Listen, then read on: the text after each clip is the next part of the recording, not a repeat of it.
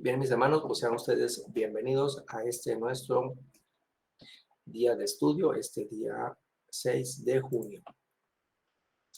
Y bueno, vamos a comenzar. Y déjenme aquí poner una cosita. Ok, ahí está. Y bueno, se darán cuenta que hemos tenido nuestro estudio en las guardias, que tiene que ver con los retos de la iglesia que nos enfrentamos actualmente. Y si se acordarán, estábamos hablando sobre esta idea de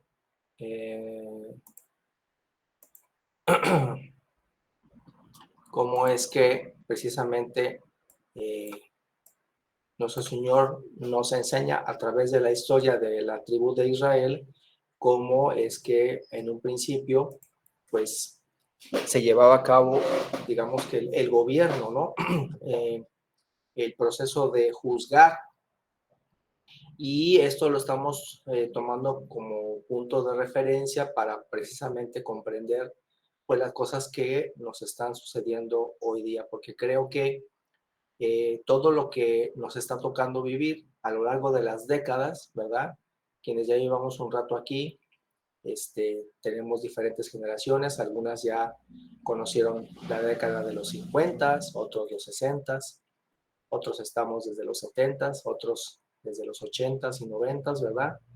Y pues podemos dar testimonio primeramente de lo que sucede en nuestra comunidad, de lo que sucede en la ciudad de donde vivimos, pero también damos testimonio de lo que sucede en nuestro país, de lo que sucede en el mundo.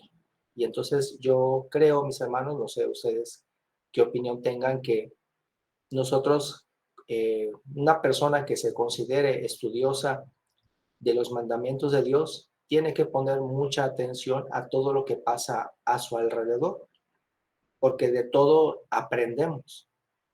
Aprendemos de las cosas buenas que hace nuestro prójimo, pero también aprendemos a discernir las cosas que no estamos de acuerdo o que nos parecen que se están haciendo mal también por parte de nuestro prójimo, para de esa manera también juzgarnos nosotros de forma particular y ver que no lo hagamos nosotros también, porque al final de cuentas, parte de la doctrina que aprendemos de Jesucristo es que sabemos que tenemos que dar cuentas por las cosas que decidimos y las cosas que hacemos. Entonces, lo que sucede hoy día en muchos países, en nuestro país del norte, ¿no? En particular, dada su influencia que ha tenido después de la Segunda Guerra Mundial, siempre es importante, mis hermanos, es interesante que si tienen chance, se revisen qué pasó precisamente después de la Segunda Guerra Mundial, porque mucho de las consecuencias que hoy estamos viviendo se deben desde lo que sucedió ahí, muy en particular con lo que está pasando precisamente en Palestina ahorita, ¿no? Pero bueno, entonces sigamos. Entonces, como vimos, esto es el resumen de la historia de cómo una familia, que en este caso es la familia de Abraham, se convierte en una nación, ¿sí? Y este ejemplo es un ejemplo para todos los pueblos de la tierra, porque todos los pueblos alguna vez comenzaron así, llegaron un grupo de personas, se establecieron y poco a poco se fueron multiplicando. Entonces, yo creo, mis hermanos, que no creo, o ustedes díganme, ¿creen ustedes que realmente haya alguna nación o algún pueblo que se pueda jactar de ser, no sé cómo decirlo, de ser los dueños de la tierra o de ser el pueblo original? No sé si me doy a entender. Yo soy de la idea de que no, mis hermanos, no existe ningún pueblo ni ninguna nación que se pueda jactar de decir, nosotros somos los originales y somos los dueños de la tierra. Y todos los demás naciones son como ciudadanos de segunda clase. No sé si me doy a entender, porque pareciera que que no nada más a veces así piensan en Estados Unidos, en muchos otros países también así han pensado, pero la verdad yo no veo que en ninguna parte Dios diga que haya un pueblo que se pueda jactar de eso, ni siquiera Israel, porque precisamente, como vemos aquí en la historia de Abraham, Isaac y Jacob, precisamente Dios le dice a Moisés que dice, yo soy el Dios de tus padres, que los saqué, ¿sí? Los saqué y los hice para mí, ¿no? Y que tenían que ser un ejemplo. Y eh, la función de Israel era esa, de ser un ejemplo para todos los demás. No que ellos dijesen, somos el pueblo original o somos el pueblo. Cuando tú dices, soy el pueblo elegido de Dios, es precisamente una responsabilidad que debes adquirir, ¿no? Porque nosotros vemos, tan solo consideremos a los profetas que son elegidos por Dios. Estaba yo pensando, haciendo otro paréntesis, que ahorita con lo que sucedió en México, ¿no? Que nos pusieron a elegir a los jueces y magistrados, porque alguien dice y quiere vender la idea de que así debe ser, que la ciudadanía debe de elegir a sus jueces y magistrados. Y entonces yo, parte de la razón del por qué quise hacer este estudio y esta gráfica que están viendo ahí de cómo surgió el pueblo de Israel, es porque también yo decía, bueno, ¿y cómo le dijo Dios a Israel que tenía que tener sus jueces? ¿Cómo? No sé si eso lo comentamos la vez pasada que estuve en la guardia, no sé si lo llevé al tema. Yo me preguntaba, ¿cómo hizo Dios para establecer a los jueces que ayudaron a Moisés a juzgar? Y entonces yo me pregunté, ¿acaso le dijo Jehová a Moisés, dile al pueblo que los elija, que vote por ellos? Y dile a los que quieran ser jueces que hagan campaña y que digan, voten por mí, ¿no? Pues no, yo no veo que haya hecho eso. De hecho, ya lo leímos, creo que está en Deuteronomio, creo que sí es esa, ¿no? El que tengo ahí, creo que es Deuteronomio, a ver, Yoyi, si nos lee, Deuteronomio 1, del 9 al 18, ahí nos está poniendo Jaime, también nos va a ayudar, ahí Jaime a ponérnosla. ¿Uno cuál? Deuteronomio 1, del 9 al 18. Dice, en aquel tiempo yo os hablé diciendo, yo solo no puedo llevaros. Jehová vuestro Dios os ha multiplicado y aquí hoy vosotros sois como las estrellas del cielo en multitud.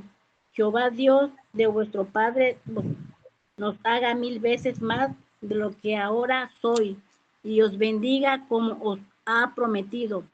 ¿Cómo llevaré yo solo vuestras molestias, vuestras cargas y vuestros pleitos? Dadme de entre vosotros, de vuestras tribus, varones sabios y entendidos, expertos para que yo los ponga por sus vuestros jefes. Hasta ahí está ahorita. Vean cómo quien está hablando ahí es precisamente Moisés, y vean cómo dice ahí, le pide al pueblo, ¿sí?, que mande a los hombres precisamente más sabios, ¿no? Y no se trata de una elección por popularidad, que creo que esa es la cosa que yo quiero aquí poner como un análisis y que creo que es lo que estamos discutiendo, ¿no? Por así decirlo. No es una elección por popularidad. Vean cómo esta situación que está ahí planteando Moisés, ¿no? Es algo que tiene que ver con cualidades de la persona.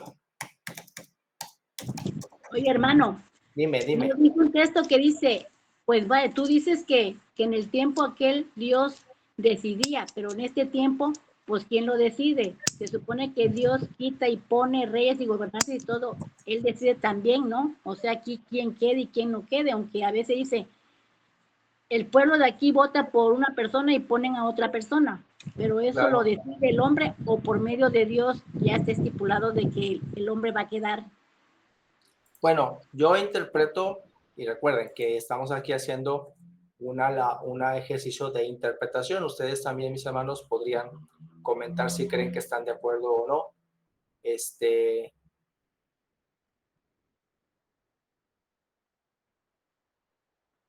Ahí sí me oigo, ¿verdad? Es que de repente pensé que se me había ido el internet. Pues sí, yo creo, cuando escucho esa parte del texto que dice que Dios pone reyes y quita reyes, eh, creo yo que en, en principio la decisión es de nosotros. Nosotros somos los que decidimos. En mi opinión, yo interpreto esa expresión que nosotros decidimos y Dios lo permite. Así es como yo lo interpreto. Porque fíjense qué peculiar, porque es a lo que quiero llegar. Cómo es que en este caso, fíjense, hablando de los jueces, ¿no? Aquí en Deuteronomio, 1 del 9 al 18, ¿no? Dice, en el tiempo yo salí diciendo, yo solo no puedo llevarlos, Jehová vuestro Dios ha multiplicado, y aquí hoy vosotros sois como las estrellas del cielo en multitud. Jehová Dios de vosotros haga 1000 veces más los que ahora soy, y os bendiga como os ha prometido. ¿Cómo llevaré yo solo vuestras molestias, vuestras cargas y vuestros pleitos? Para empezar, mis hermanos, ¿qué necesidad tendría que Moisés llevar? Fíjense cómo dice ahí Moisés, vuestras molestias, vuestras cargas y vuestros pleitos. Ese es interesante analizar porque ¿por qué yo tengo que llevar mi pleito? Vamos a suponer que Yoyis, que de hecho a Yoyis le pasa mucho. ¿Por qué tiene que ser ella a la que sus vecinas van y le llevan todo? ¿No? ¿Por qué? O sea, si yo tengo el problema, no, voy con Yoyis y me descargo, ¿no? ¿Por qué? ¿Por qué tendría que ser así? En un principio creo que eso nos lo hace que lo meditemos nuestro Señor Jesucristo. Y fíjense, y creo que Jesucristo nos lo pone, que lo consideremos, porque yo creo que en un principio no tendría yo que llevarle, como dice Moisés, ahí se me perdió, vuestras molestias, es mi molestia, vuestras cargas, debe ser mi carga y mi pleito, o sea, tiene que ser mío. Yo debo de resolverlo y no tener que llevárselo, en este caso, a Moisés. Creo yo que eso es, dice su hermano Jaime, porque el hombre no quiere hacerse responsable. Ajá. ¿Alguien más Oye, quiere hablar? Sí, tú yo. la otra vez preguntaste que por qué el pueblo iba a hablar con Moisés para preguntarle, o sea, las cosas que querían que le preguntara a Dios. Pues vaya, pues yo creo que iban porque como Dios lo escogió y para ellos era el líder, que era el principal el intermediario con Dios, o sea, el que, porque como dice el hermano Jaime, no se hacían responsables los otros, querían que uno se hiciera responsable por todos los problemas que uno tenía y hablar con Dios en este aspecto, como dices tú, aquí es igual, vienen los vecinos, oye, porque nadie quiere hacerse responsable o no pueden o no saben cómo tratar a la gente para poder arreglar un asunto. Claro, Uno claro. como sabe más o menos si ya han dado en eso y uno tiene el conocimiento, pues trata uno de arreglar las cosas y de acercarse a Dios como debemos de ser. Claro, claro.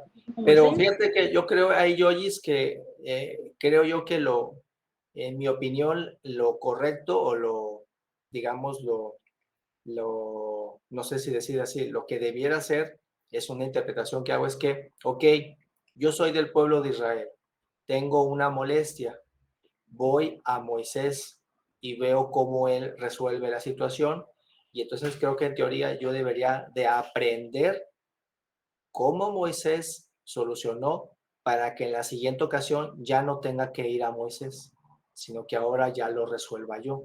Porque al final de cuentas, si recapitulamos, consideramos que cuando Moisés dijo los 10 mandamientos, pues se los dijo a todos, o sea, todos sabían los mandamientos.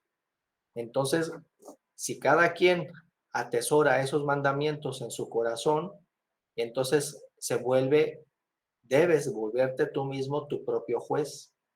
Tú eres tu propio juez, porque al final de cuentas, les decía yo, creo que eso es la reflexión que nos hace nuestro Señor Jesucristo, de decir, a ver, no es de que tengas tú que venir a mí o que tú tengas que ir al sacerdote, sino que tú mismo eres el sacerdote.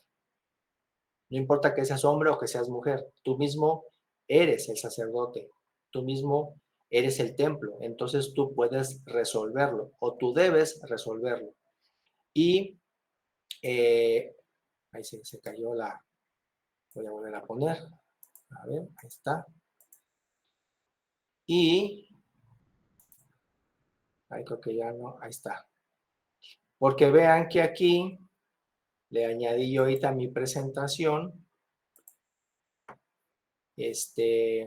Primero esta que está aquí, en Lucas 17:20. Lucas 17:20, cuando alguna vez le preguntaron a Jesucristo, ¿cuándo vendrá el reino de Dios?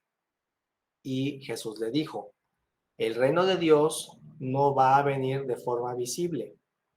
La gente no dirá, está aquí o está allí. En realidad, Dios ya reina entre ustedes. ¿Sí? No sé cómo digan su versión, a ver si a alguien le gusta leerme una, a ver, María Esther, nos lees tu versión, Lucas 17:20. Sí, hermano. Dice, pero cuando los fariseos le preguntaron, ¿cuándo vendría el reino de Dios? Les contestó y dijo, el reino de Dios no viene de modo que sea llamativamente observable, ni dirán, miren acá o allá, porque miren, el reino de Dios está en medio de ustedes. Gracias, mi hermano. A ver, Gracias. nuestra hermana Maribel, lee tu versión, tía, si eres tan amable. Lucas 17:20. Dice, los fariseos le preguntaron a Jesús cuándo había de llegar el reino de Dios y él les contestó, la venida del reino de Dios no es algo que todo el mundo pueda ver. Sigue el 21 también. ¿Sí? No se Ajá. va a decir aquí está o allí está, porque el reino de Dios ya está entre ustedes. Gracias. ¿Qué podemos exprimir de estas palabras, de esta conversación que tiene nuestro Señor Jesucristo con los fariseos y ponerla en comparación con lo que estábamos hablando de Moisés y los jueces? ¿Qué podemos aprender aquí? Yo de aquí por eso saco esa idea de que efectivamente, bueno, está Moisés una persona con con gran capacidad, ¿no? Pero, aquí vuelvo a la gráfica, ¿no? Se ponen esos jueces, como viene ahí, dice en Deuteronomio, ¿no? Dice, varones sabios, tomé de los principales de vuestras tribus, varones sabios y expertos, y los puse por Inteligentes. jefes sobre vosotros, ¿sí? Entonces, ¿qué características tenían que tener? No se trataba de popularidad, sino trataba de que con sus acciones, ¿no? Porque cómo podía decir la tribu que fulanito o menganito era sabio o experto, pues fácil, por sus acciones. Siempre las acciones anteceden a la persona, sus hechos, ¿sí? Su labor, y eso era su carta de presentación. Y fíjense, destaco que no tendría que ser propiamente la popularidad, porque posiblemente podría ser una persona que a lo mejor contestaba de manera muy tosca, ¿no? O a lo mejor no era una persona que hablara con delicadeza, pero a ti te consta que es una persona que era sabia, que era muy experta, ¿no? Por las cosas que hacía y que ejecutaba. Y entonces esa era la característica de esos jueces. También si leemos el de Éxodo 18, vamos a Éxodo 18, 13 y 17. Vámonos también rápido, ahí. Éxodo 18, 13 y 17, que fue el origen de la idea, porque acuérdense que esa idea se le dio al suegro de Moisés. Leo. A ver, sí, por favor. Aconteció que el día siguiente se sentó Moisés a juzgar al pueblo, y el pueblo estuvo delante de Moisés desde la mañana hasta la tarde. Viendo el suegro de Moisés todo lo que él hacía con el pueblo, dijo: ¿Qué es esto que haces tú con el pueblo? ¿Por qué te sientas tú solo y todo el pueblo está delante de ti desde la mañana hasta la tarde? Y Moisés respondió a su suegro: porque el pueblo viene a mí para consultar a Dios. Cuando tienen asuntos, vienen a mí, y yo juzgo entre uno y el otro, y declaro la ordenanza de Dios y sus leyes. Entonces el suegro de Moisés le dijo: no está bien lo que haces. Sigue. Uh-huh. Desfallecerá él todo. Tú también, este pueblo que está contigo, porque el trabajo es demasiado pesado para ti. No podrás hacerlo tú solo. Oye ahora mi voz, yo te aconsejaré, y a Dios estará contigo. Está tú por el pueblo delante de Dios, y solamente tú los asuntos a Dios. Y enseña a ellos la ordenanza y las leyes, y muéstrale el camino por donde debe andar y lo que han de hacer. Además, escoge tú de entre todo el pueblo varones de virtud, temerosos de Dios, varones de verdad, que aborrezcan la avaricia, y ponlos sobre el pueblo por jefes de millares, de centenas, de 50 y de a 10. Hasta ahí estoy. Ay, gracias, hasta ahí. Muy bien, entonces aquí tenemos precisamente cómo comenzó la idea, de cómo se originó la idea que le dio su suegro a Moisés para que precisamente no llevara toda la carga. Y vemos cómo aquí dice el suegro, ¿no? Le dice: enseña a ellos, o sea, que le enseñe Moisés al pueblo, o sea, recuérdales al pueblo las ordenanzas y las leyes, y muestras el camino por el que deben de andar y lo que han de hacer. Entonces, yo aquí lo que veo, mis hermanos, es que indudablemente la tarea que está haciendo aquí Moisés y lo que podemos nosotros aprender, que creo yo que es lo que Dios nos dice que observemos, es eso, es esa obra en la cual, si nosotros como, ¿cuál es el elemento más pequeño de una nación? La familia. Es el elemento más pequeño. Y de ahí comienza todo, mis hermanos. El núcleo familiar es el principio de la fortaleza de cualquier pueblo, porque ese es el principio. Entonces, mientras en las familias se encuentre un ambiente de armonía, ¿y cómo se puede mantener un ambiente de armonía en la familia? Pues precisamente, aunque es un universo pequeño, ¿no? Con papá, mamá, tíos, primos, hermanos, y por supuesto también incluye a tus conocidos, a tus amigos, a quienes tú designas como amigos, ¿no? Que haya esa fidelidad del trato. Digamos que cumples las leyes de Dios en tu trato diario con tu esposa, con tu esposo, con tus hijos, con tus primos, con tus tíos y con tus amigos. Ese es el núcleo, el principio, ¿sí? Mantienes cómo es esa relación que tienes, y que indudablemente sabemos que no pensamos igual, que no necesariamente consideramos las cosas que nos suceden en la vida de la misma manera, ¿no? Como siempre he dicho, yo tengo por parte de mi abuelita Mercedes, mi mamá y mis 2 tías, ¿no? Y por parte de mi abuelita Rebeca, a mi papá y a mis otros 9 tíos, ¿no? Bueno, nada más quedan 7, ¿no? Y todos son diferentes. Tengo a mis primos, ¿no? Por parte acá de mi abuelita Meche, mis otros primos por parte de los Andrade, y todos son tan diferentes entre primos y sobrinos también, ¿no? Y así se va multiplicando. Pero el principio del trato, de la armonía que se da entre la familia y los amigos es precisamente el cumplimiento de esas, digamos, mandamientos de Dios, ¿no? ¿Cómo tratas? Y cuando eso lo vas multiplicando, pues entonces es cuando tienes o una nación fuerte o una nación débil. Y si se dan cuenta, mis hermanos, creo que ahorita estamos siendo testigos muy en particular, no nada más de nosotros, sino del país del norte, cómo se está rompiendo. Y es un país que se está rompiendo por dentro. ¿Por qué se está rompiendo por dentro? Porque precisamente ya no hay, no hay confianza entre ellos mismos, ¿sí?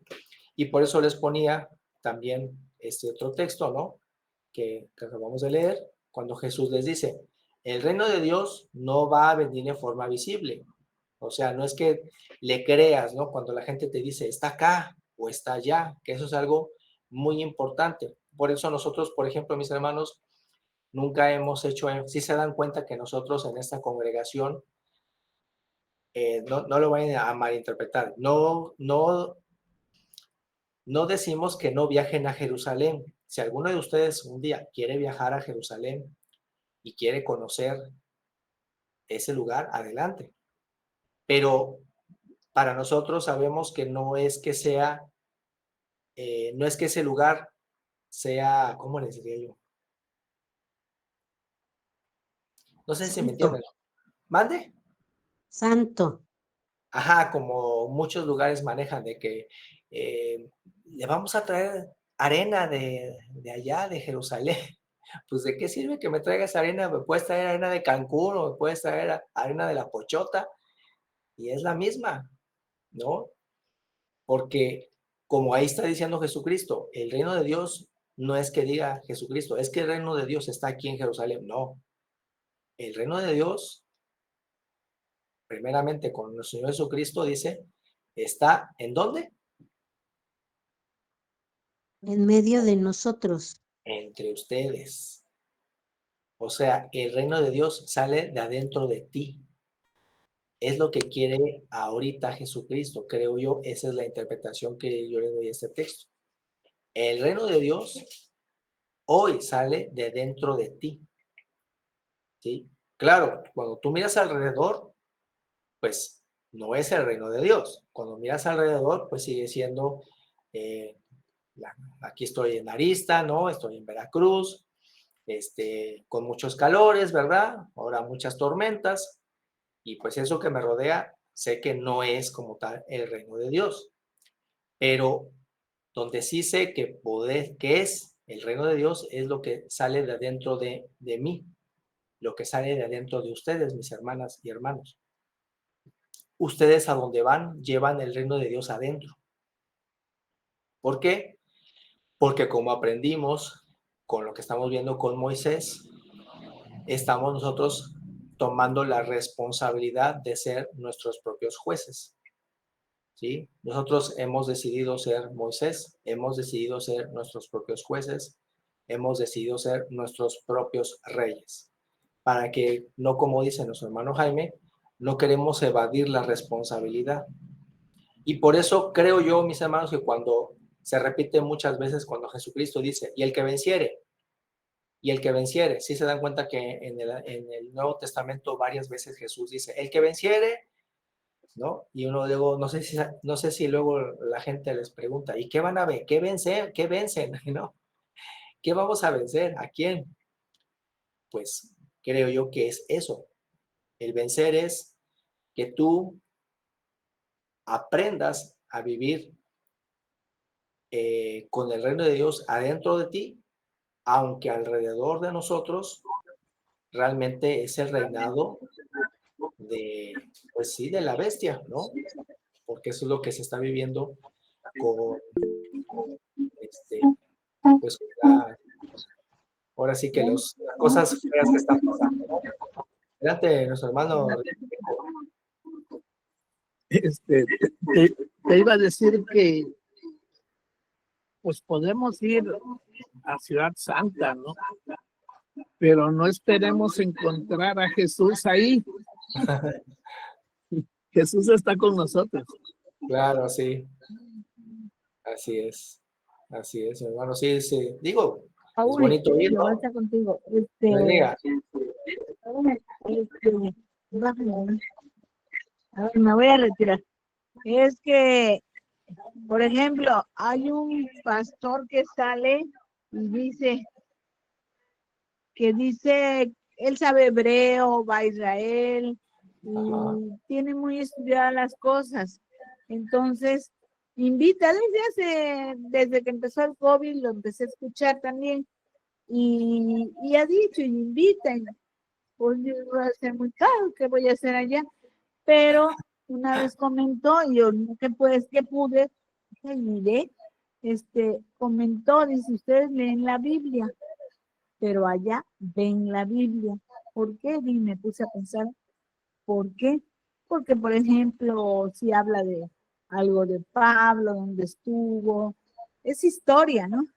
Que está en Claro, ruinas la casa, o en fin, de Pedro, la tumba de Jesús, donde estuvo Jesús.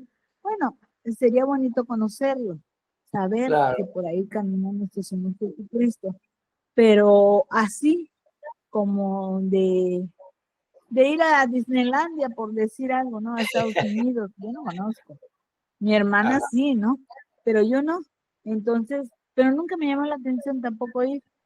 Y pero ahorita que lo escucho a él y que saben, a veces las cosas está en la traducción verdadera, porque habla con ellos y todo, pues digo, ay, a mí sí me gustaría ir a ese tour, porque está directo con los hebreos y platican, ¿no? Ah, creyentes, por supuesto, que aceptaron a Jesús, porque los que no, pues andan de su cuenta. Eso es todo, que vas a contigo. Gracias, hermano. Sí, digo, yo reitero, ¿no? Qué bonito sería conocer ese espacio, pero vemos que nuestro Señor Jesucristo en ninguna parte nos hace que nos angustiemos como pues en otros lugares se promueve, ¿no? Que en otras culturas, en otras religiones que dicen, no, ves que tienes que hacer una peregrinación a tal lugar porque ahí es donde caminó el profeta o ahí es en donde llegó el ángel. Y no, realmente nosotros vemos que nuestro Señor Jesucristo en ninguna parte nos da la orden de que tengamos que necesariamente ir a ese espacio, porque tan solo ponemos este ejemplo de este texto, ¿no? Dice, no, el reino de Dios está dentro de ustedes. Y también cuando él dice, donde están 2 o 3 congregados en mi nombre, ahí estoy yo. Y cuando dice, mía es toda la tierra, pues ya queda más claro que desde la Antártida, desde la Patagonia, ¿no? Que es la parte del sur del planeta, hasta el Polo Norte, Jehová es su tierra, ¿no? Entonces, tú tienes que tener la certeza de que no importa dónde estés, puedes estar en Veracruz, en Jalisco, en Tlaxcala, en Japón, en Huachín, en donde quieras, ¿sí? Ahí está Jehová y sobre todo que tú eres la encarnación de las leyes de Dios, porque siempre me ha gustado reiterar esa idea, mis hermanos, de que lo valioso y lo que es vencer es eso. Tú encarnas las leyes de Dios. Tú encárgate de hacerlas realidad.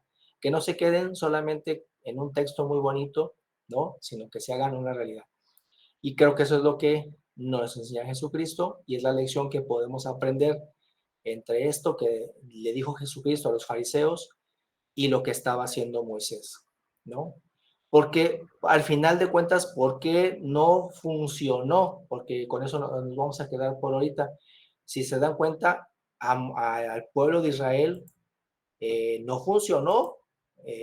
Llegó un punto en donde no funcionó porque precisamente el pueblo no tomó su responsabilidad. Y luego un punto que les voy a dejar a continuación. Fíjense, a nosotros nos cuesta trabajo elegir, pero tenemos que hacerlo entre nuestros líderes. Y Dios, que eligió a Saúl, de todos modos, fíjense, Dios lo elige, ¿no? Cuando le dice a Samuel, bueno, lo voy a elegir, pero pues no dio el ancho. Pero aún así, Dios lo eligió.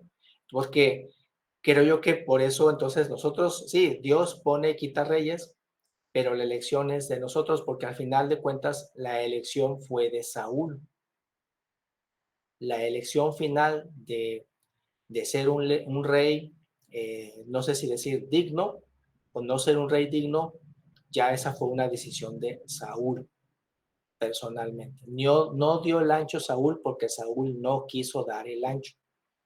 No sé si me escucharon cuando, creo que fue con nuestro hermano Ricardo, que mencionaba precisamente la elección del rey Saúl, y que antes de que Saúl cometiera el error de consultar a la bruja, ya primero había hecho un primer error, que fue el principio de su error. Que Samuel le dijo, aguántate hasta que yo vaya a verte y no hagas nada hasta que yo llegue. Y Saúl veía que los fariseos, perdón, que los filisteos se agrupaban para la guerra. Y Saúl decía, es que Samuel me dijo que no hiciera nada. Y en lugar de esperar, como Samuel le había pedido, le había ordenado, que fue la orden de Dios, se le hizo fácil a Saúl hacer un holocausto para Jehová. Cuando llega Samuel, le dice a Saúl, ¿qué estás haciendo? No, pues es que como vi que no venías, pues se me hizo fácil hacer un holocausto para Dios.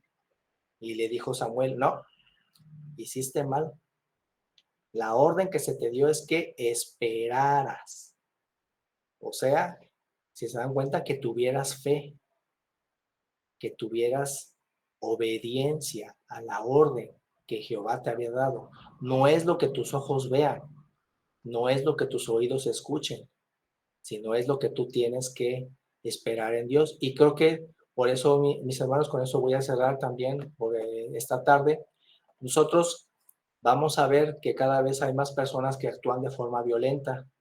Vamos a ver que hay más personas que roban más, que mienten más, que hacen todas estas cosas.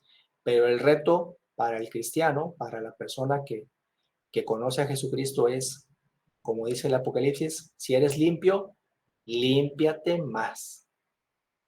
¿Sí? Ah, pues si todos son respondones, pues yo no. O sea, ese es el reto que nos invita nuestro Señor Jesucristo, a que nosotros, si el mundo se quiere hacer menos responsable, nosotros debemos hacernos más responsables. Esa es la condición. Y bueno, vamos a continuar el día domingo, analizando esta parte de lo que vimos ahorita con Moisés, con el Señor Jesucristo. Y bueno, ya lo quité, pero si se dan cuenta también había puesto en otro texto, Éxodo 22, del 21 al 22, que dice, es una orden de Jehová, dice, al extranjero no engañarás, ni angustiarás, porque extranjeros fuisteis vosotros en la tierra de Egipto. ¿Cómo ven? Es otra forma de decir, al inmigrante no angustiarás. ¿Sí? Es lo mismo. Extranjero significa inmigrante.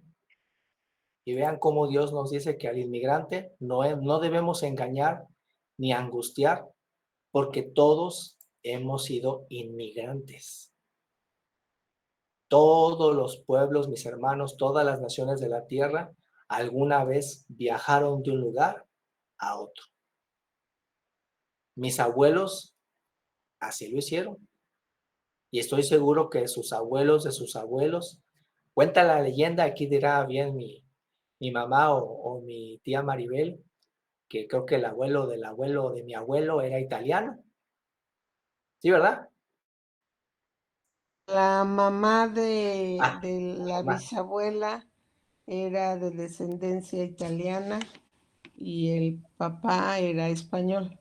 Ahí está. Y ya luego nuestro abuelo el esposo, mi abuelo Martín, ya era español con criolla y mi abuela era hija de español e italiana. Y todos mis hermanos, estoy seguro que todos ustedes tienen semejante. Todos aquí en México tenemos raíces tanto de los pueblos originarios aquí de América como de descendientes, ya sea italianos o franceses o alemanes, ¿no? Pero con eso cierro, mis hermanos. Vean cómo dice Dios, no debes afligir al inmigrante. Y qué triste que estamos viendo que lamentablemente ahorita mucha gente está sufriendo por una política mal llevada. Pero bueno, eso lo comentamos el domingo, lo discutimos a profundidad. Que Jehová les bendiga y les guarde.